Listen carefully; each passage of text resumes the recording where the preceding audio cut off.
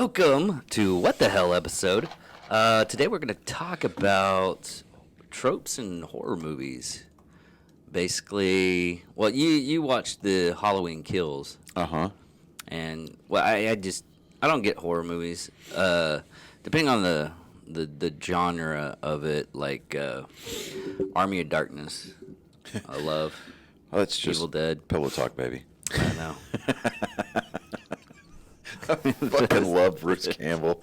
Yeah. I think. Well, the TV series, The Evil Dead versus Ash, that was great. Right, it was. And,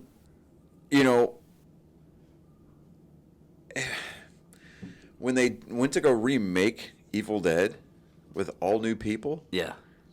I mean, Bruce Campbell was just like, really?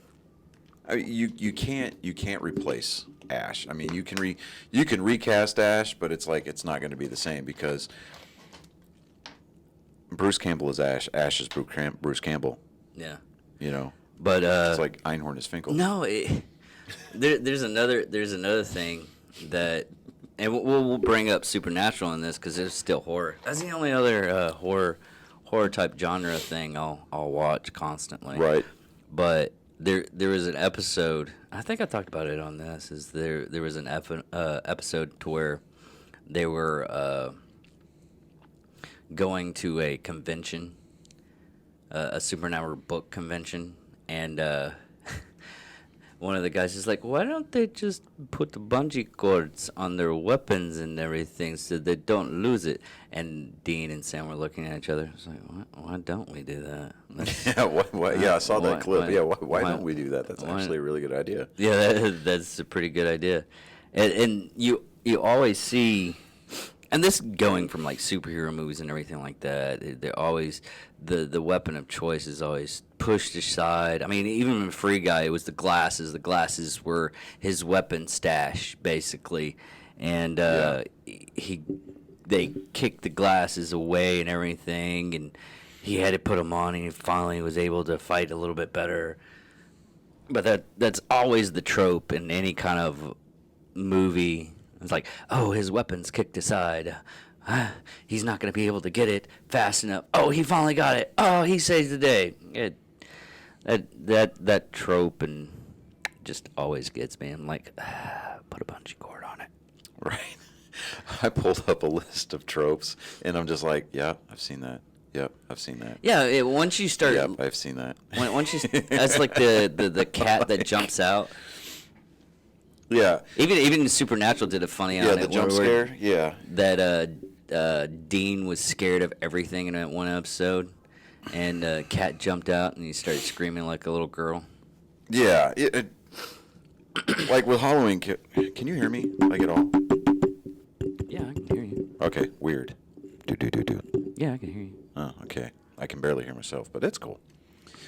Like with Halloween Kills, of course Jamie Lee Curtis is in it, right? But she doesn't play so much of a critical part in this movie because she spends most of her time in the hospital recovering from surgery to repair the wounds that she received after Michael, almost killed her. What was that? The 2018 movie. The Halloween Resurrection or some shit like that. If you're talking about like conical because timeline, it was a sequel. Right. Well, if you're talking about conical timeline, the 1978 movie and then the 2018 movie are true sequels from each other, right? And then Halloween Kills picks up right at the end of the 2018 movie. Okay. So if you're going to watch any Halloween movies, just watch those three, and then you'll be completely caught up. Halloween 2, 3, and then H2O, they're just, trash.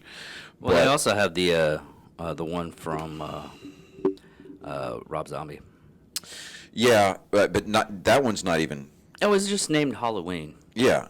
The 2018 one. Yeah, I mean it's just Halloween, then Halloween for the 2018 version, and then Halloween Kills. But because it was Halloween 2007 was the H2O. No, the the Rob 2007 Zombie. Was the Rob Zombie, and the second one was Rob Zombie. I'm gonna make sure on that one. Yeah, Rob Zombie directed both of those. But I wonder how Halloween H2O timeline goes into it, because I know it's like Halloween 2, then it jumps over to H2O in some fashion, and Well, then Halloween Resurrected, then Halloween Kills. yeah, well, like I said, 78, 2018, and then Halloween Kills. Those are the three that run concurrently. The storyline goes from here to there, and it's all. I mean, ultimately that's going to be what the trilogy is. Mm-hmm. But spoiler alert: Michael's not dead. Yeah, because in the 2018 Halloween, he ended up changing his outfit to what was The blue it? coveralls with the mask, but No, he switched it out to the it was, oh God, what was it? EMT.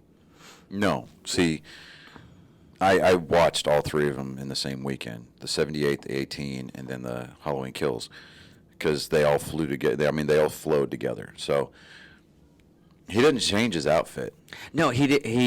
Well, okay. At the end of the Halloween movie of 2018, he didn't change his outfit. What he did was he switched the mask on one of the EMT's head, chopped the guy's head off, and they thought he was dead.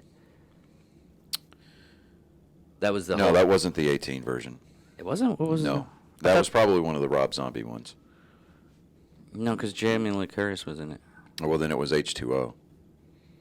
Might have been. But in the 2018, the only thing like decapitation that he did is he decapitated a cop. They were partners, and he killed them both, right? Mm-hmm. He takes the head, cuts it off one cop, hollows it out, takes his partner's flashlight, sticks it in there, turns it on, and then sets it in the lap of the dead of his dead partner. And that's how they find him. Oh wow. Yeah. No, there was another interesting thing with Halloween Kills that people were getting upset about. Is the yeah, the gay couple. the gay couple Yeah, that died. the gay couple bought the Myers house. They remodeled it, right? And you know, Yeah. and anytime like kids would come up and screw with them, they're like, "Do you know whose house this used to be? This is the Myers house." You know, and they're like, and they'd sit there and like, "Yeah," you know, just yell at the kids, and they'd run off screaming or whatever, right? And you know, eventually Michael goes home in that movie, and so they hear something at the back door, and they're like, "Honey, you gonna go get that?" It's like, "No, just go get it. It's probably just some kids screwing around, right?" Because you know they don't know that Michael's out running around. Yeah. Right. The entire town knows, but these two they decided to stay in on Halloween night. Or they decided to turn off the news. Well, they were watching a horror movie marathon or whatever, right? Okay. And so the taller of the two goes to the back door, and he steps outside, and he's like, "There's nobody there." So he shuts the door, and then goes up front. And then they're like, "Well, what was it?" And he says, "Well, there's nobody there." And so they hear something out the front door, and he's like, "All right." So the other partner, he gets up, and he's like, "I'm going to take care of this." So he goes out on the front porch, and there was nothing there. And so he goes back inside, and he goes, "Did you lock the back door?" He's like, I don't think so." So he goes back in the kitchen to go back to the back door, and it's open. And he sees so like a bloody handprint on the door frame, and then you know he's like, "I think somebody's here," and then they hear somebody walking around upstairs. You hear that whole heavy footstep, Yeah. you know, and so they had this like charcuterie board with the meat and cheese. I can never pronounce that word. Cutlery. Yeah, charcuterie or whatever. Cutlery. No, not cutlery. It's just basically a board that has got meats and cheeses on it. Oh. Charcuterie or charcuterie. Anyways, it doesn't matter. So they both go upstairs and they split up. That's a trope. You split up the party to solve the problem, right? No, always. Yeah. And so the shorter of the two partners goes into the den. He gets killed, like right away. And so the taller of the two, the one that originally went to the back door, walks in. He sees his partner laying there on the floor. Then he looks up, and Michael's staring out the window. And he looks over at him. He goes, "Michael, you've come home," right? Yeah. And Michael just turns around and walks ever so slowly over to him and just kills him right there, right? And so when the granddaughter of Jamie Lee Curtis goes into that house, right, with her boyfriend and her boyfriend's dad, they go into the den. What? Well, I was looking at how you pronounce it and everything like that. This is how it's pronounced. Charcuterie. Charcuterie. Charcuterie. Yeah, okay. Yeah, you know what it means? Deli. Okay. So it's a deli board. Let's just call it what it is. It's a deli board. We're going to call it a deli board. In fact, when I go down next time I visit my girlfriend, and she's like, "Oh, let's go get one of these." "Oh, you mean a deli board?" That's French for deli. Yeah. I'm going to sound all educated. Anyway, which is kind of apropos because we're going to go to Cheers when we go to Boston. Oh, yeah. That was in Boston, wasn't it? Yeah. So they've got the set, and then they've got the actual bar. And so, yeah, I'm going to go in there. I'm going to try to do my best Cliff Clavin impression. Okay. You know, like, I'm going to spout some random facts like, you know,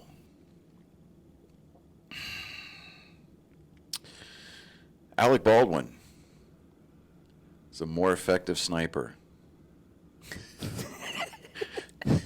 than John Wilkes Booth.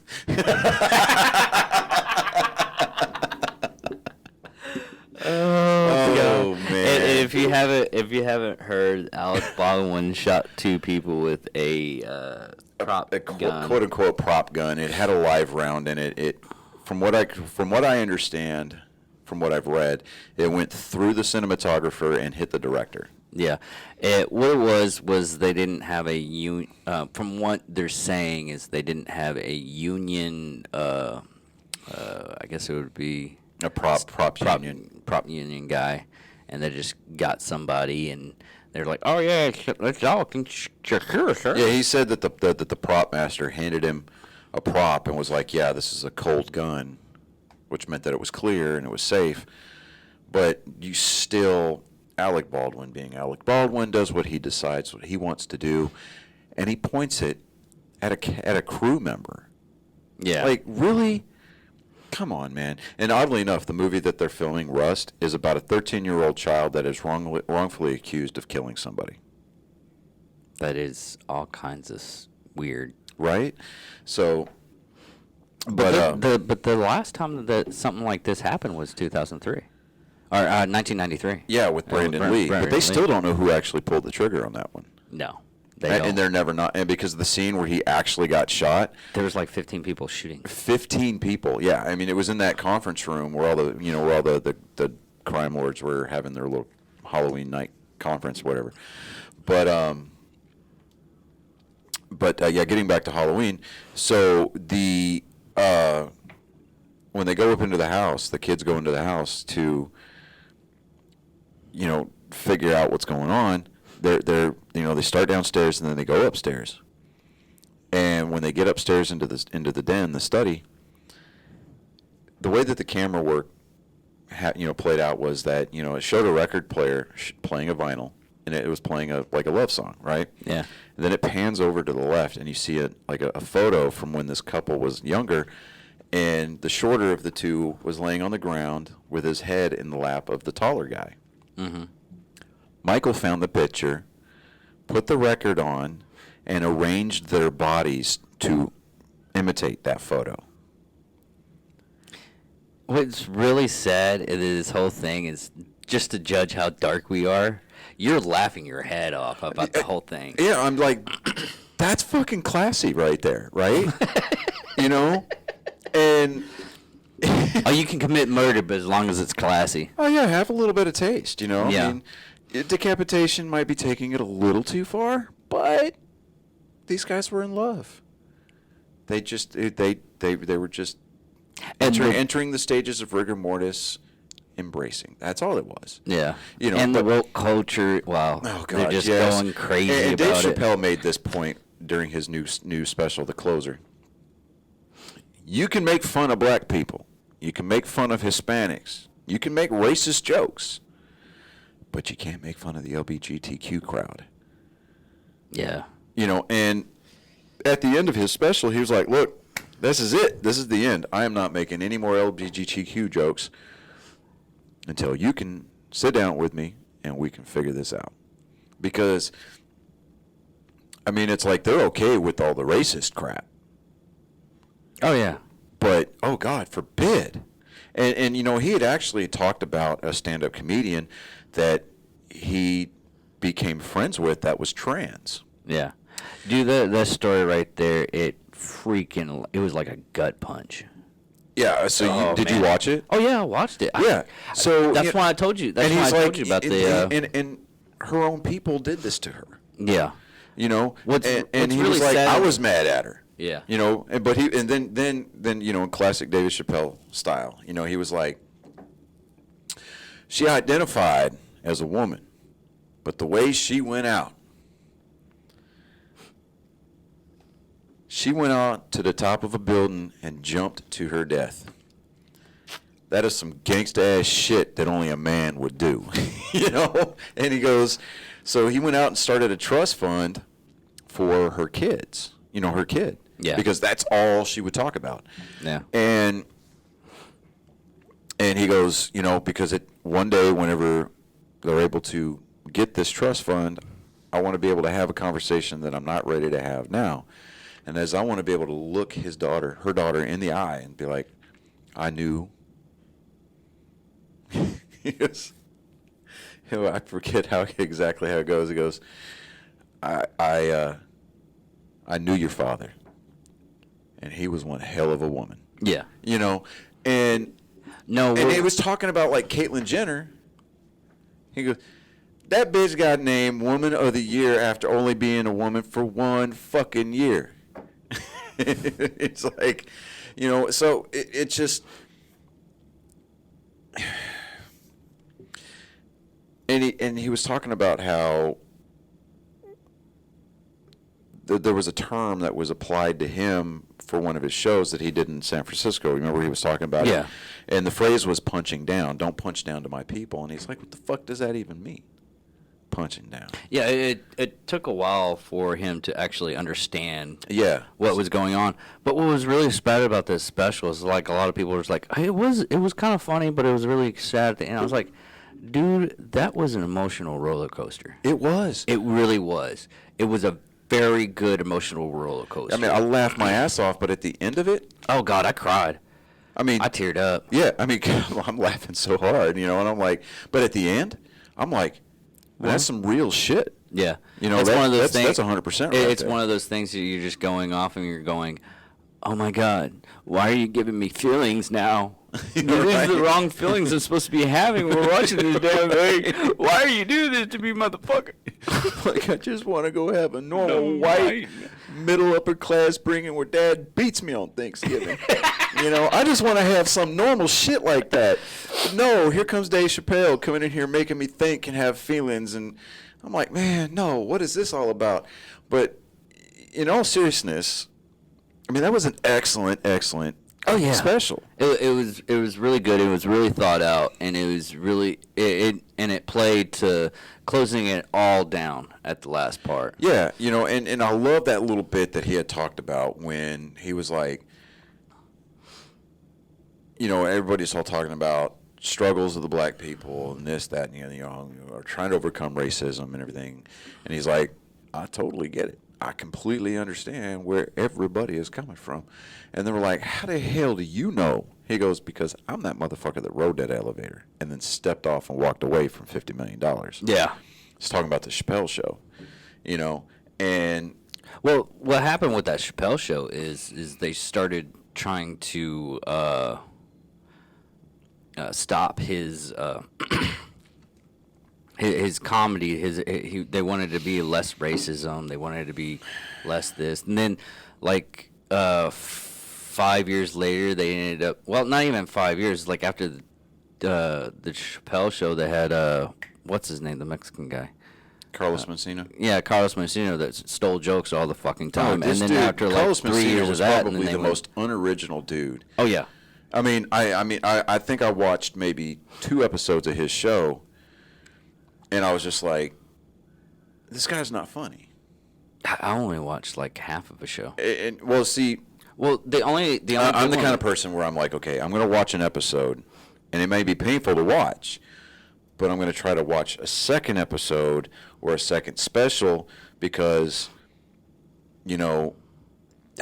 maybe it's just, you can kind of watch watch their writing evolve or their material evolve. But Carlos, it would just became blatantly obvious from the green light that this dude was just plagiarizing jokes. And I'm like, well, Amy Schumer did the same thing, and yeah. What it ended up happening though is they ended up having Keenan and Peele, and Keenan and Peele were old Mad TV people. Well, and they were also old school Nickelodeon people. I mean, they were Good Burger. No, they weren't. Yeah, they were. No, they weren't. Yes, they were. No, they weren't. Yes, they were. You're thinking no. Yeah. No. Are you sure? I'm absolutely positive because the other guy that was from Good Burgers on Saturday Night Live right now. Yeah, he is. Okay, well, you know what? I Keenan stand corrected. I stand corrected. Look, see, everybody, Johnny is not afraid to admit when he's fucking wrong. And you know what? I'm wrong, all right? I was wrong about the Red Sox being able to beat the Astros. I'm wrong about this.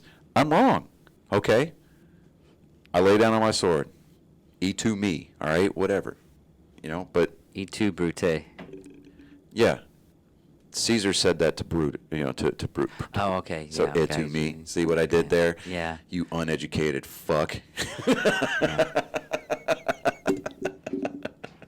Fuck you. I just want One to of beat these my dad.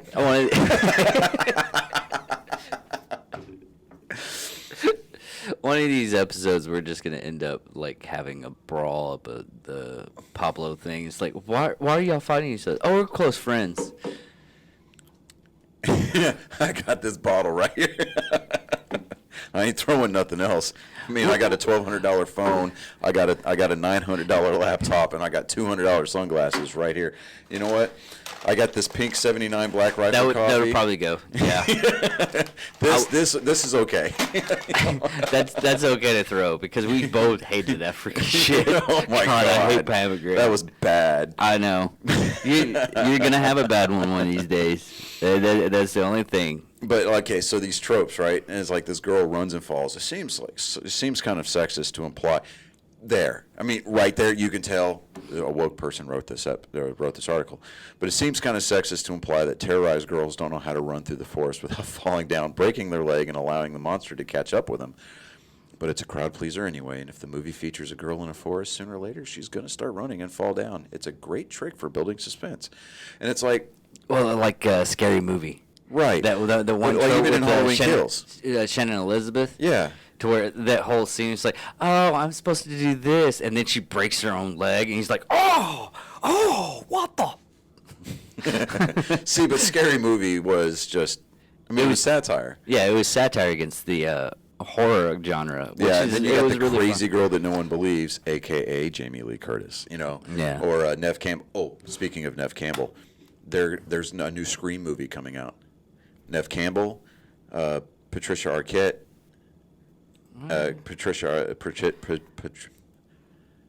Courtney Cox Arquette, or is she just Courtney Cox again? I don't know. She's divorced. They divorced? Yeah. Well, that's awkward because David Arquette's in this movie too. Well, they're close friends and everything. Well, whatever. Anyways. So, not Patricia Arquette. Patricia Arquette, God, that was a tragic Hollywood career. Courtney Cox, Melissa Burnett, Gina Ortega. But, unlike the Neve original Campbell. Scream movies, this one actually looks semi-decent and somewhat interesting. The last one had Jay and Silent Bob in it. Come on now. Right? But, and the thing of it is like, just like you, I don't really care about going to go see a damn horror movie. But my boys are kind of, they're starting to get into it a little bit. And I guess the fact that it's like, October and I like Halloween. monster movies. Well, I'm more into like monster like movies. the King Kongs and the Godzillas. I mean, yeah, I'll watch like those. Dracula, Frankenstein. Yeah. I mean, even then, I still got to be in the mood for them. But, I mean, a lot of these is like, you get that, you get like the Final Girl or the medicine cabinet mirror trick, where they're looking in the medicine cabinet and they shut it and then the person's right behind them. Yeah. But it's still, they tie that one in with like the jump scream, and then you've got the newer type technology-based, tropes like the no cell phone service and crap like that. Or the killers texting you. Yeah. It's that whole... I've lost my keys. Oh, I found them, and now my car mysteriously won't start. It's like... Yeah, but if it was us, it would more or less be, oh, my car won't start. All right, well, I'll get out and fix it and everything like that. And you hear the ch-ch-ch, and afterwards you hear a ch-ch-ch-ch. What the fuck was that? Right? Because, I mean, I'll carry one with the chamber, in the chamber because Mama didn't raise no bitch,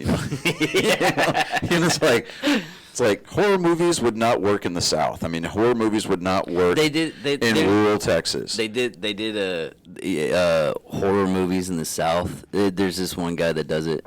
It's like you can YouTube it. I love Black Rifle Coffee with their "What if veterans were in horror movies?" And it's like it would last all. I can't wait till the next episode of that. It would last all of about 10 minutes because like the killer would come in and be like, "What's up, bud?" Bang! It's like, woo! Look at that motherfucker. You see him doing Instagram photos, Yeah.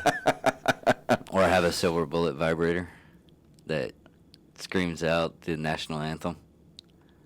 Oh, see, that would be the thing that the killer needs to kill a veteran. No, it was. You didn't watch the last one, did you? No, I didn't. Okay, Matt Vest was. Matt was on the side. He's like, "Oh, there's a werewolf in there," and she's like, "I got a silver bullet," and she turns it on. And he's like, "Ding, ding, ding, ding, ding, ding." Oh, that's cool.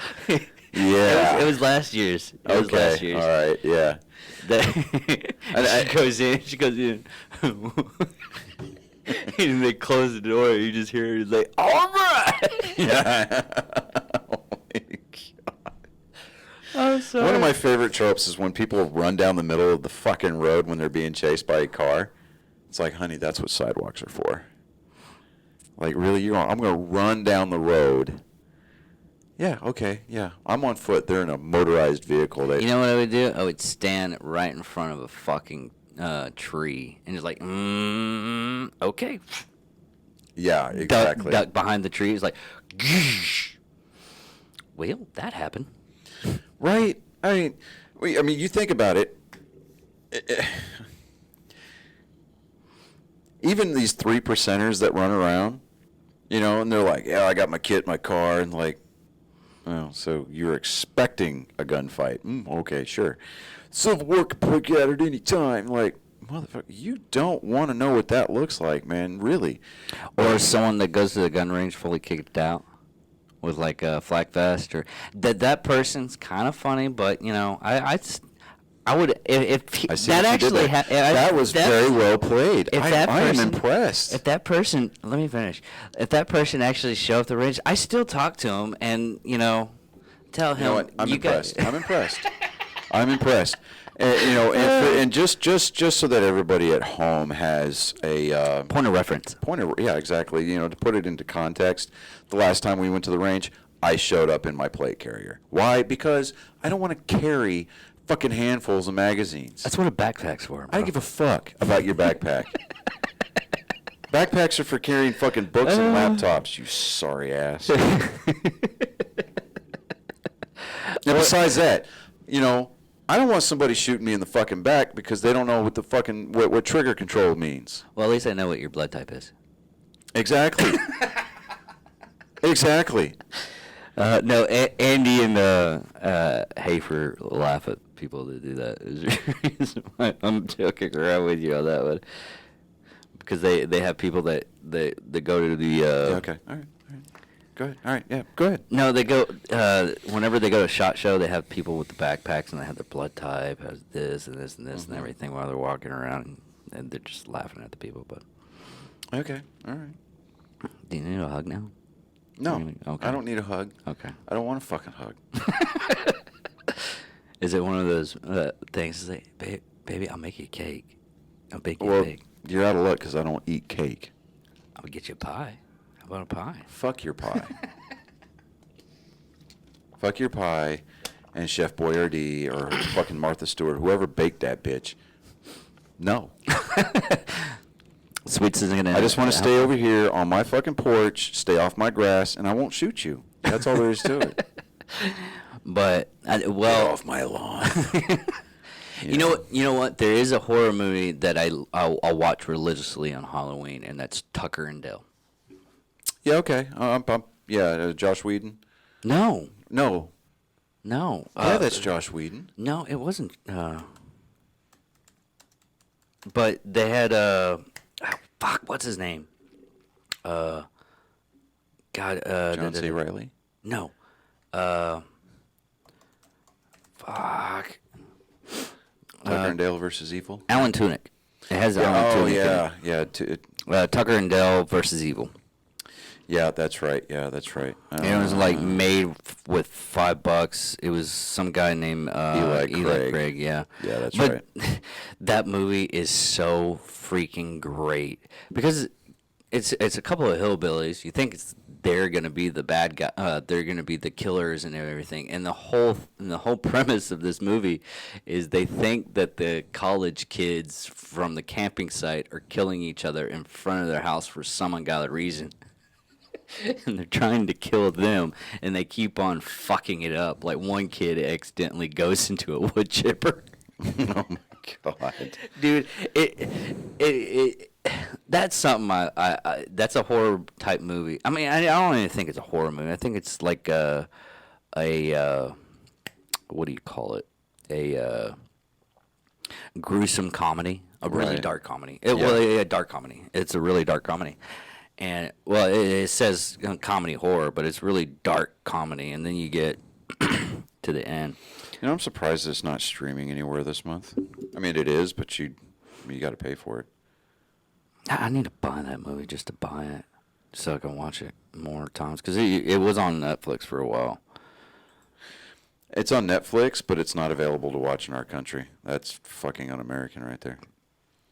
Well, it's Canadian, so what do you expect? I don't give a damn. It's called North America, motherfucker. Canada's nothing but America's two cat. Hose down your goddamn fucking panties, dude. Hose them down? Yeah. It calms you down. Cooning your tatas, dude. Distress your breasts. Fucking calm your tits. Oh man. But no, that's the kind of horror I want, because I like dark humor and everything like that. I mean, you go into something like Death to Smoochie. Death to Smoochie was a great movie. I still reference one part with Robin Williams. It's like, "Are you okay, sir?" "No, I've been kind of fucked up lately, so it's kind of hard to tell." But those types of horror movies are, because it's, the stuff that's gonna come, but they do it in a funny way. So Yeah. Or Young Frankenstein. God, I love that movie. I got to watch it in theater with like a big crowd and everything. Right. I'll tell you this right now: if you love a movie, and it goes into a theater, go see it in a theater, and it'll be if you've only watched it like on TV, like Blazing Saddles. I watched Blazing Saddles actually in the theater when it came, and I've only watched Blazing Saddles on TV. Yeah. But you go see it in a theater, it's a totally different experience. It's like going to see a music. You can watch a musical on TV, but if you actually watch a musical going into it and with other people and everything in a theater, right, it's a totally different experience. Yeah. Like when Empire Strikes Back did their 40th release. Oh yeah. I've seen it. I can't count the number of times I've seen it, both the original and the special editions. But my boys hadn't. So I was like, no, this is going to happen. So I took them to go see that. And it was like when Close Encounters of the Third Kind did their 40th. Yeah. Dude, you have to go see that in the theater. Yeah. You just do. Especially with the soundtrack and everything like that. And, you know, that build up at the beginning of the movie, you hear the music, you know, and then it just builds up in that huge crescendo. It's like, bump, you know. It's amazing. And, I mean, if you listen to it in some, you know, with earbuds or whatever, and you get that stereo, I'm going to use an old school word here, stereophonic, you know, but you go into a theater and it's got that surround sound. It's got that, like, fucking 9,000.1 surround sound or whatever it's going Yeah, on. you can replicate that stuff as much as you possibly can. Yeah. But the only problem with it is you don't have those extra tropes to where it's the audience. The energy from the audience is totally different. Yeah. That's like Ghost in the Shell. Ghost in the Shell with Scarlett Johansson. Yeah. I watched that in theaters. The whole movie was crap. The only thing it saved was this mentally challenged kid that was, every time there was like a flashing light, she was going, yay! That was what made that movie for me.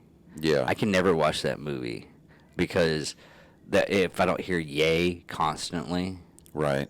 the movie sucks. I mean, horribly.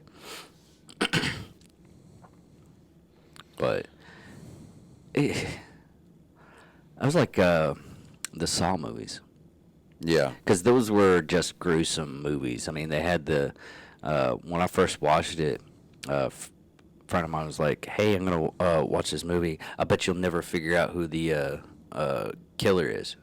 We got like halfway through the movie where they were talking about the guy that was in. I own it now. It's like, you know what, screw it. And I bought it in Ultra HD, so yeah. Yeah. They had that scene to where the guy was in the bed and they were like, oh, he's cantonic. We got these things, blah, blah, blah, blah. Anyways, I was like, oh, that's the killer. She's like, no, it's not. And then after the end of the movie, he pops up. I was like, told you, he's the killer. He's right there. Yeah. He's like, how did you know that? Because in movies, if they emphasize, and this is going to ruin a lot of movies for people, if they emphasize on something like a key or a lock or something in the beginning of the movie that it just seems like it's mundane and shouldn't be shared or anything like that. Yeah. Like James Bond movies are the world's worst because they'll shine something like a watch. Like if there's a special gadget watch, they'll shine a watch or they'll shine a pin. And they'll go off and talking about this one thing, and that then in the movie it pans out to where it's something that it needed to be used, which is sad. But sometimes very very few times it's going to be a red herring, and the only time that happens usually is with comedies. It's like, Yeah. aren't we supposed to use this thing right here? Oh yeah, fuck it. Yeah, it's like, do we really need that? Nah. You know. Nah. But yeah, dude. I mean, ideally, I was just like, you know, I can't stand horror movies. I'm just like, it just doesn't do anything for me. You I know mean, what? I got more entertainment from the people sitting around me in the theater than I did the actual movie because I'm like, they're all written the same, and it's like, yeah, you can change the flavor of the Kool-Aid, but at the end of the day, It's still the same Kool-Aid. it's still Kool-Aid. Unless you go to Jonestown, then it's the fake shit and it has But yeah, the Boston in flavor it. aid, right? Yeah. No. Did you know they made like I think it was a total of, 6 Critters movies? You know, the little fuzzball. Yeah, I and remember needles. Critters, yeah. That movie scared the crap out of me only because of when they popped out of the toilet. You know, the movie that scared the crap out of me for the longest time when I was a kid it was Close Encounters of the Third Kind. Oh, really? Yeah, I couldn't finish that entire movie until I was like 14. And it pissed me off because I'm like, I want to see this movie all the way through. But like, Jaws did that to me. Well, I mean, because it made you not want to go swimming, right? Yeah. This made me not want to, like... I mean, dude, it made me not want to open the fucking door at night. When the sun goes down, door is not getting... No, Dude, I always happen. You remember those Unsolved Mysteries and everything? Yeah. The fucking episodes where they're talking about alien abductions and everything. Dude, constantly I would see like aliens in the window because Unsolved Mysteries originally came out on night at like 8 o'clock. Yeah, and you're sitting there watching these things. Robert Stack in his trench coat. Yeah, and you're sitting here watching these damn things, and I kept on peering out of the window. It looked like a freaking alien. Yeah, and this is like when I'm like 10. I mean, talk about fucked. And then I couldn't sleep for like a good couple of times. I would like blink at the freaking window and everything. Yeah. Man, the human mind, that's the most horror you can get, is just the human mind itself. All right. So I'm going to challenge you. There's a movie called Benny Loves You. You've seen the Happy Town Murders, right? Yeah. Okay. It's called Benny Loves You. I bought this on Vudu one night because it looked corny, right? And my boys wanted to watch it because they're like, "Oh, that looks funny." Watch it. Just watch it. No, because I love Happy Town Murders. Because there's this The Happy old Town Murders are just, dude. Do you remember that Seth Green TV show back in the day where it was basically like Happy Town Murders, but it was Seth Green? Crank Yankers? No, that was something totally different. I've seen the commercial for this. I was thinking of actually watching it. God, do yourself a favor and do it, because it's golden. Let me bring up Seth Green's thing, because it was like early 2000. Where's his ID, man? Okay. It was like Greg the Bunny, I think it was. Greg the Bunny, yeah. Seth Green produced that, but Greg the Bunny was voiced by Bobcat Goldthwait. Yes. Yes. Yes. Because the funniest episode is they're trying to get the dog. Hold on, they're trying to get the dog because they got rid of the dog's balls, and they're trying to substitute something else, and they had these eyeballs that whenever you click them together, and they do a Nat King Cole song. You know, like, doo doo doo doo doo doo, and the dog would walk around, and all you hear is this dangling doo doo doo doo doo doo doo. I almost died that day watching that fucking shit. It was so fucking hilarious. Yeah, Greg the Bunny. Yeah. Yeah, Greg the Bunny. That was fucking hilarious. It had 2 seasons. Yeah, But it was short like, seasons. It played heavily on the whole Married with Children dynamic. Mm-hmm. Married with Children. Speaking of which, I mean, have you, like, Christina Applegate's got, like, she's got a condition now? Or something like that? Really? Yeah, let's see here. No, he didn't help produce it. No, I know.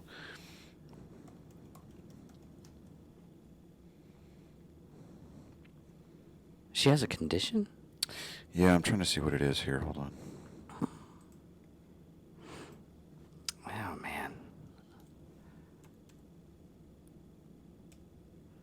In 2008, they reported that she had been diagnosed with breast cancer. She had a double mastectomy.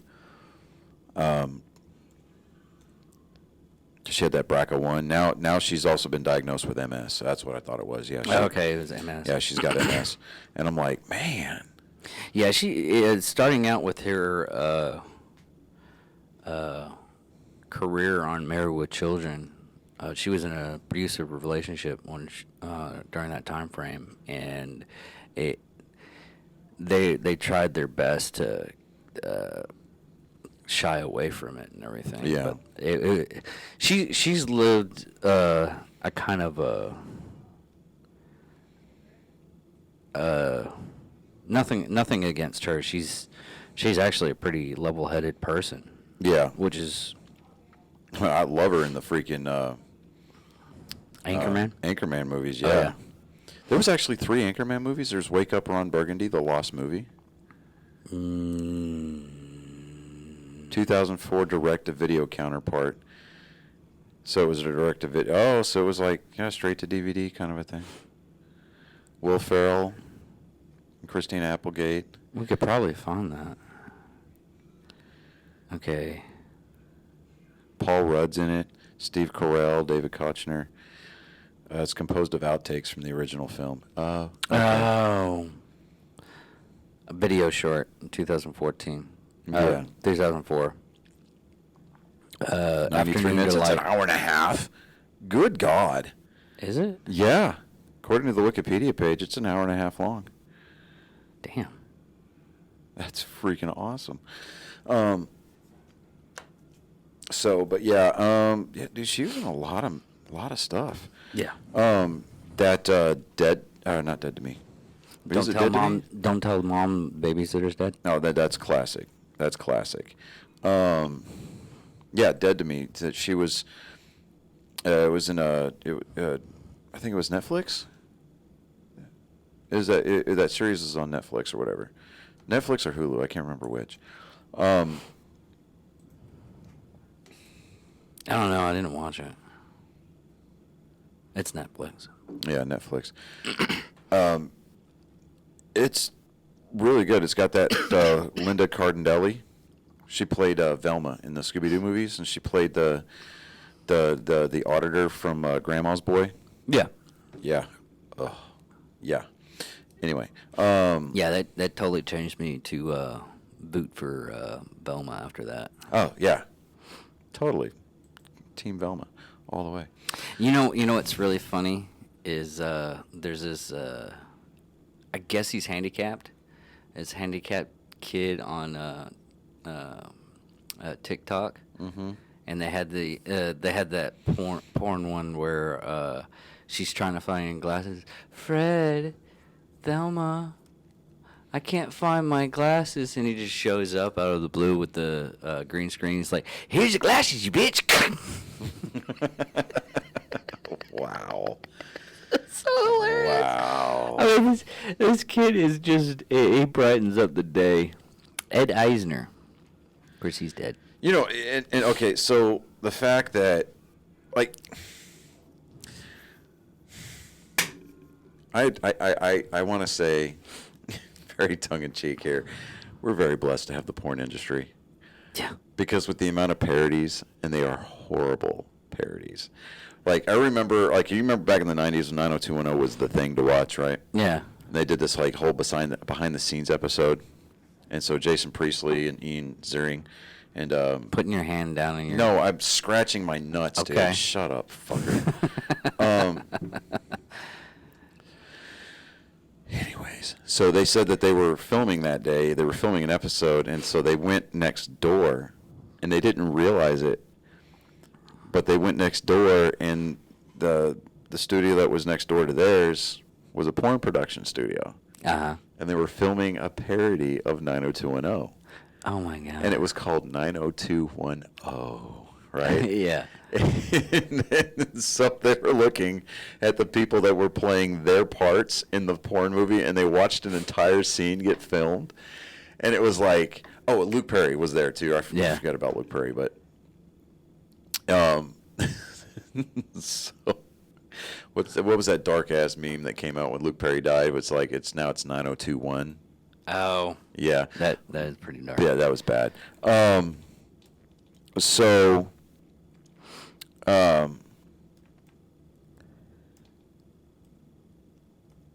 they were like, you've made it. You've made it. When the show that you are currently filming is being parodied as a porn in the studio next door, right? And I was just like, wow, that's funny. And I don't know why that stuck out in my head. Like, you get all these like John Wayne Bobbitt, Yeah. Forrest Gump, and then you had Saving Ryan's Privates.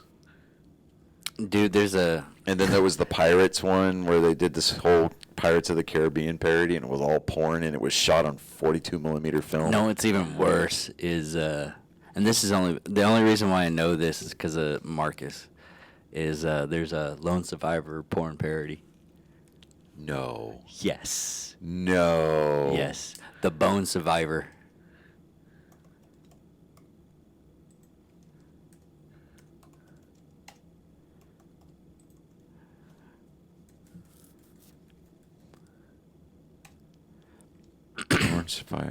More movie Lone Survivor makes a porno.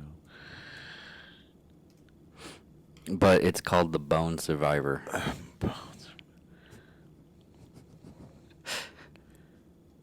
And Marcus is like, I wonder who the fuck is playing me.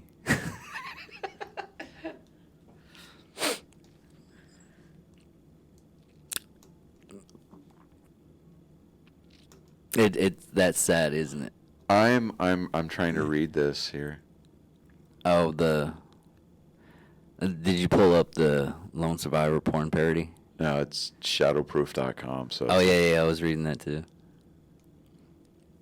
It's so sad, isn't it?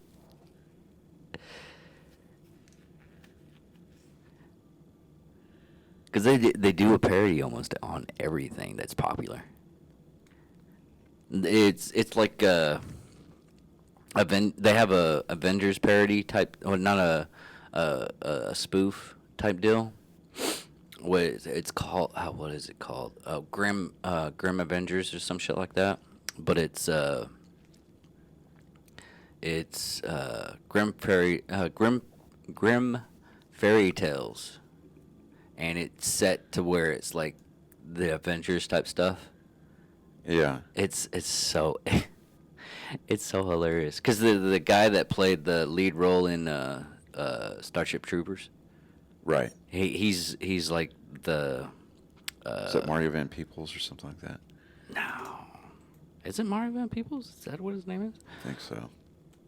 Like, he owns the rights to that character now. Like, nobody else can be cast in that role. Isn't that weird? Castor Van Peebles, yeah, right? No, Castor Van Dien. Dean, yeah. Anyways. Yeah. But let's see. Yeah, did he buy the...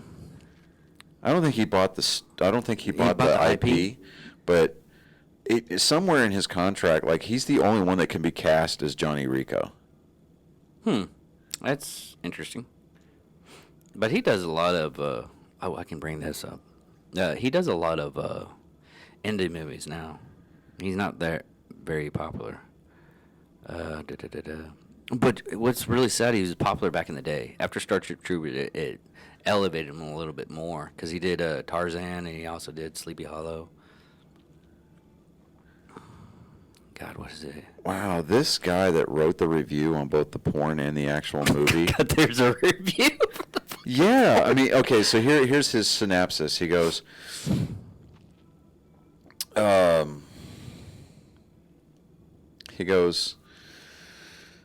when time is up for both movies, you feel about the same. Any pleasure is wiped away as you realize people were exploited and your emotions hijacked for a cheap thrill. You feel empty, used. You're embarrassed by war porn that tries to convince you that killing people in Afghanistan has some purpose. This guy's a liberal, obviously. Same as you're embarrassed that you believed for a selfish moment that all those oohs and ahs and ahas just might have been real. Just both movies make you feel good briefly about something that isn't good. And you can't tell anyone about what you did. You're the lone survivor. Bonus, despite bragging about how the SEALs are the most highly trained warriors on Earth, not one in the movie speaks one word of Pashto. In the odd moments where Afghans need to be told how to service the SEALs' needs, communication is done via shouted English and threats, and you'd think that at some point in all that training, a little local language would come in handy. But like with porn, you're not there for the dialogue, right? It's like, oh my God. I'm just like that whole review was just You kind of just want to throw it away now. It was like that. I did a video, a what the hell episode, and it was about this Irish chick that was being judgmental about Southern food and everything. I mean, every review of what she supposedly ate, which I seriously think that she didn't eat it, was like she couldn't get biscuits and gravy. She's like, oh, I can't believe this. This is crap. I can't believe people would eat this stuff. And then I went to her. What was it?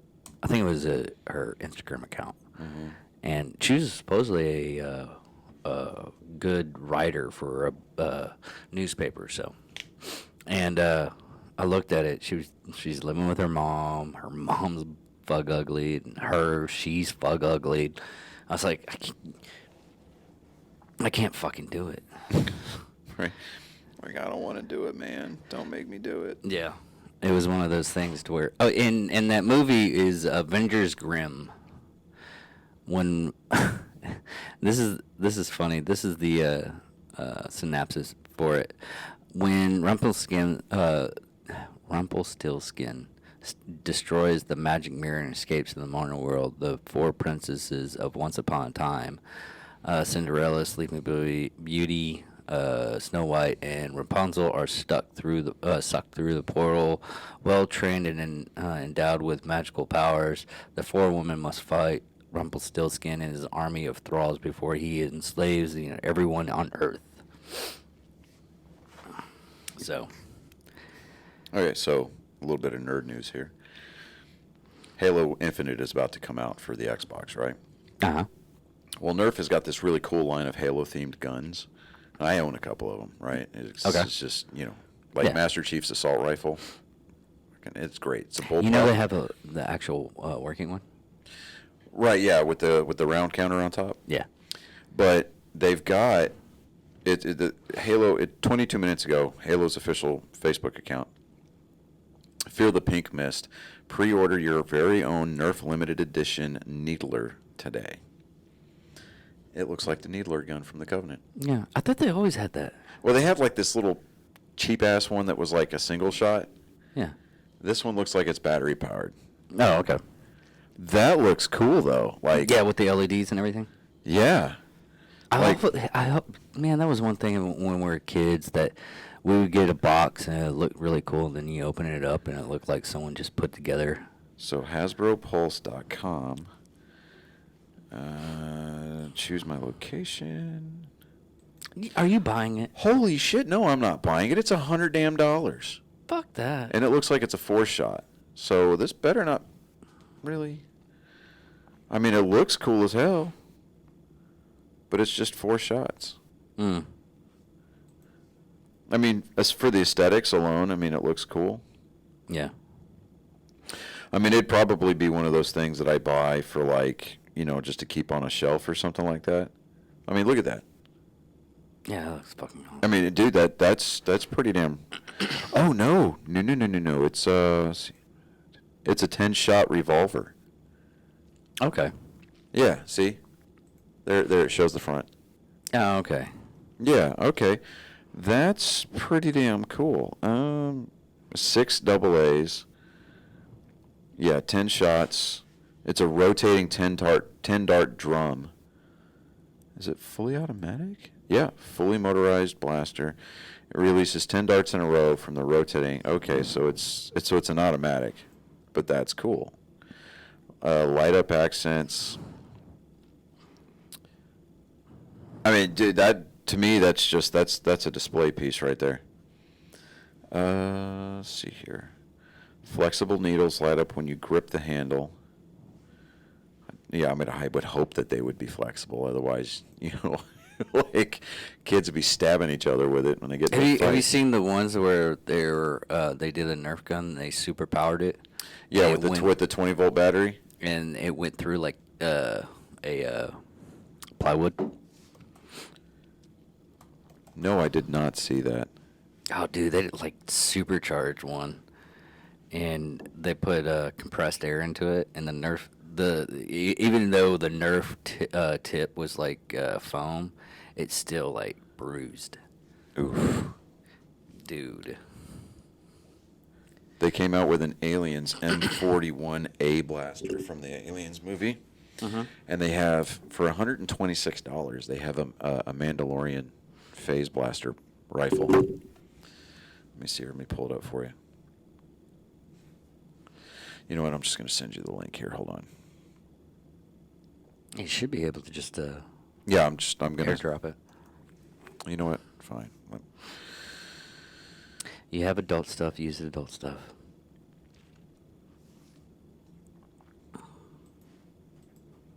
I guess that's about it. Yeah, hold on. You're gonna love this. Here, hold on. There you go.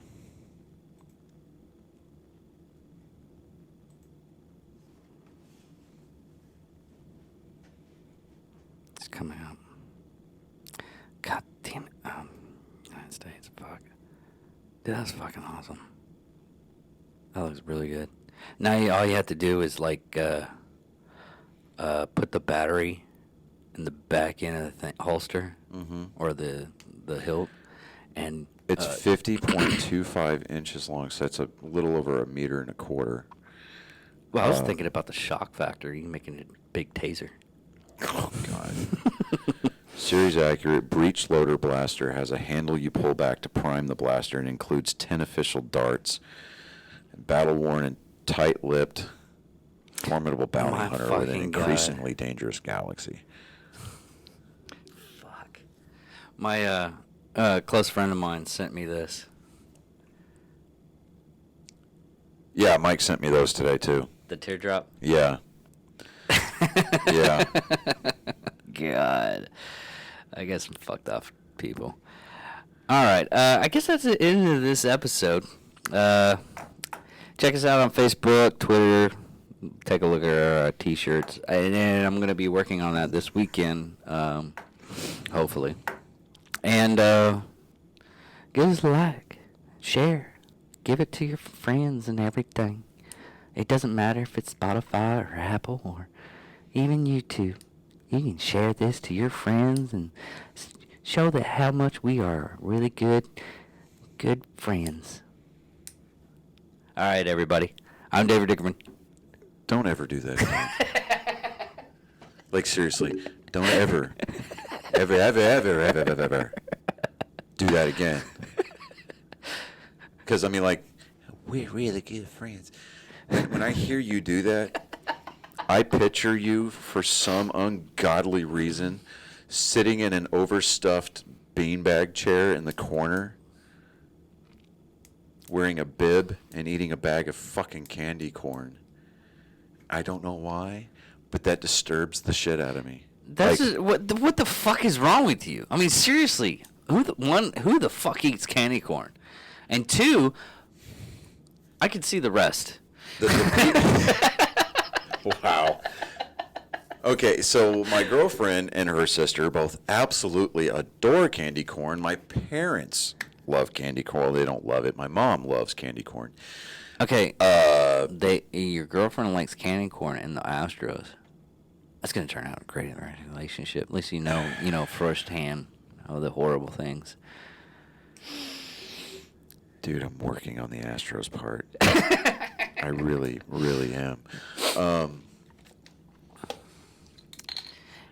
know that we were going to try to wrap this up. Just Yeah. give me 5 minutes here. So, okay, so I'm a part of a page on Facebook called Baseball Talk, right? Yeah. And some jackwagon gets on there this morning, and I don't know if he was doing it for the likes or what. I have no clue. Don't really care at this point. But he gets on there, and he's like, y'all mad, Astros are the new dynasty in baseball. This dude, oh my God. Okay, so dude, it's just, okay, so, I mean, everybody's like, no, this is not, this is not something that is a thing, right? And I mean, everybody's like still throwing the whole cheaters thing, blah blah blah blah blah, right? Yeah. And I'm like, okay, let's take a step back from the cheaters part, all right? I understand as a Red Sox fan I was not happy with the way that the ALCS turned out. But Yeah. looking at it 24 hours after the fact, the Astros outplayed us. The Red Sox offense didn't come to play.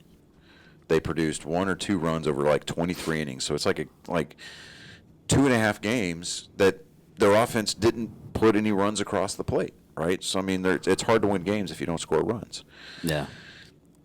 It's not that we got out-pitched. It's not that we got out-hit.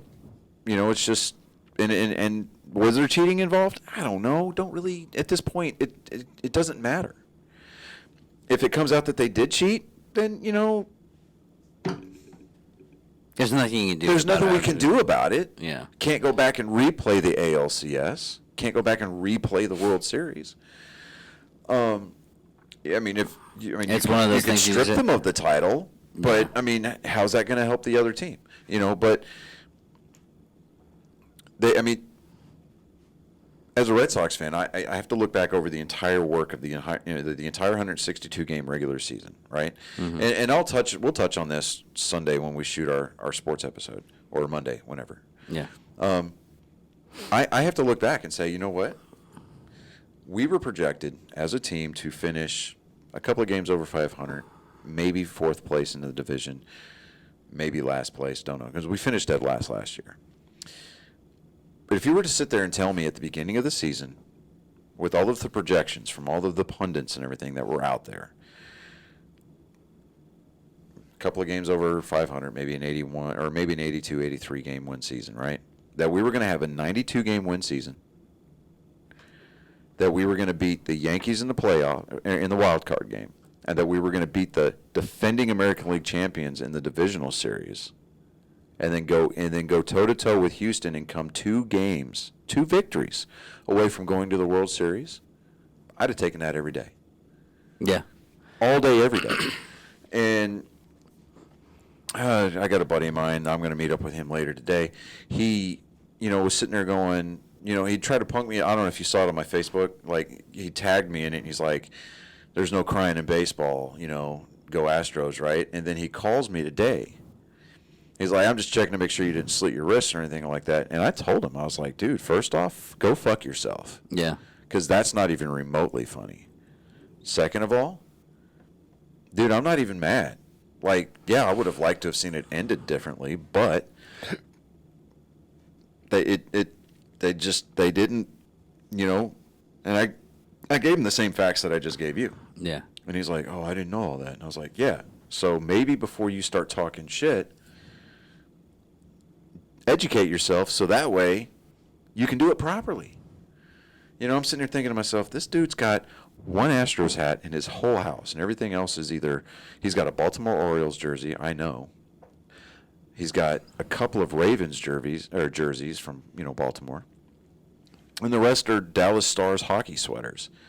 I'm like, seriously, man, if you're going to come at me like that, bring your A game, because I will fucking destroy you.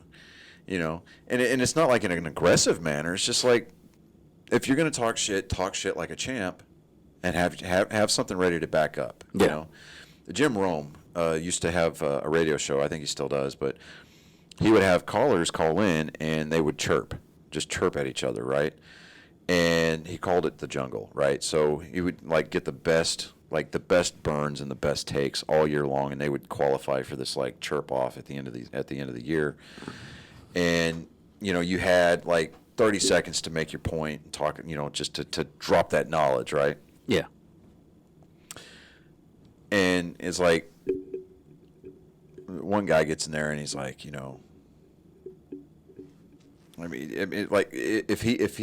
if he doesn't stay engaged with your 30-second rant, he's like, you're gone, and he'd hang up on him, and they'd never be allowed to call the show again. So it's like these people that would call in, they would have to have their shit in order, and then they spout it off. I mean, there's no stuttering, no hesitation, no you can't do any of that. You have to get it out, right? This guy that gets on this page this morning talking about the Astros are the new dynasty. It's like, no, you obviously, I keep hearing Ngunya Montoya in my head. He's like, I don't think you are using that word properly. I don't think you know what that means. they've got one World Series win in the last 5 years. Yeah, they've been to the American League Championship Series 5 years in a row. They've had 3 World Series appearances in the last 5 years. Yeah. But they're not a dynasty. No. If anything, at best, they're one step above the Buffalo Bills because they managed to actually win a World Series. Now, whether or not they did it legitimately against the Dodgers, I don't know. But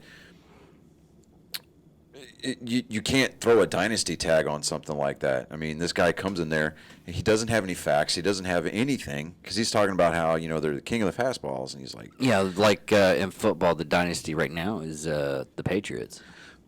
Was the Patriots. Because when Tom Brady left, that dynasty ended. Okay? Yeah, they've got 6 Super Bowl titles, and they're tied with the most with Pittsburgh. That's great. But they're not nearly Tom Brady made that team a fearsome force, right? Okay. All right. Right now, the NFL does not have a dynasty, period, at all, period. Because it takes at least a decade to qualify as a dynasty. The closest thing to anything being a dynasty in professional sports would be maybe, and I hate saying this, the Lakers. And that's stretching it. And it really, the NBA doesn't have that whole dynasty thing going on anymore anyways, because everybody's all free agents and everybody's going from one team to the other, and they're trying to build super teams here, super teams there, and it just doesn't work because the free agency contracts make everything unaffordable. We're cutting into nerd sports. Yeah, I know. But then on top of that, you go into like baseball. Everybody's like, "Oh, I got 27 rings." And that was my comment on this thread. I was like, "Are Astro fans becoming the new 27 rings crowd?" And everybody was like, "Yo, this dude's got a point." I was sitting there going, my comment is getting more likes than this dude's original comment that started the whole thread.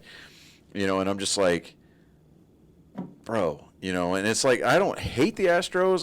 I'm not a big fan of the Astros. I'm not a fan of the Astros, period. But I mean, I don't know. And then when we actually film our sports episode on Sunday, Monday. we should, or Monday, we should have we an can do idea. it tomorrow if you want to. Yeah, we can. We should I have, just don't wanna because do it. the Dodgers and the Braves play Game 6 of the NLCS tonight. If the Braves win, they're going to the World Series to play the Astros. If the Dodgers win, they force a Game 7. That gets played Sunday night. So at the very least, at the latest, Sunday night, we'll know who's going to play the Astros in the World Series. I'm pulling for the Braves. And it's because I don't like the Dodgers. I don't, because they're becoming the West Coast version of the New York Yankees. They're throwing money at the problem, and unlike the Yankees, they have a manager that knows what the hell they're doing. But I mean, I would love to see Atlanta go to the World Series, and a lot of it is some of it is poetically justified, because remember earlier this year we had talked about Major League Baseball took the All-Star game away from the city of Atlanta because of the whole voters' rights laws, right? How much would it just irk the fuck out of Robert Manfred, who's the commissioner of baseball right now, to have to go to Atlanta for a World Series game? Yeah, that would be fucked off. And the last time that the Braves won a World Series was back in the 90s with Bobby Cox as their manager. Yeah. They had Tom Glavine, they had John Smoltz. They had those all-star stud pitching staffs, and they had people like David Justice and Chipper Jones, and but this young crew of guys. I mean, they weren't expected to do shit this year. They ended up winning their division, but yeah, we are desperately and tragically running into nerd sports, which we will cover on Sunday. No, let's do it Monday, because we still got to get all the football stuff done. Yeah, you know what? You're right, because we do still have. I did get my picks up on the I Facebook saw that. page. I shared it on my thing. And I was like, yeah, I know I'm late. Fight me. So, and so far, I remember I told you I had the Browns picked to win that game. Yeah, that was a surprising. Yeah, but I had the Browns picked to win that game, And they won. So right now I'm batting 1,000 for this week. So we need to start doing a fucking like a pool. well, not a poll. We can do the betting. I can bet you can just give me the stuff. No, and that's something I think we can talk And about small- off camera. But Yeah. that, oh man, that's got a lot of tax implications, dude. And I really don't want to. I just really. I mean, we can talk about it, and it's a cool idea, but. Yeah. But anyways, I'm David Gierkerman, I'm Johnny Skelton. and this is What the Hell. Talk to you later. Keep it Bye. classy.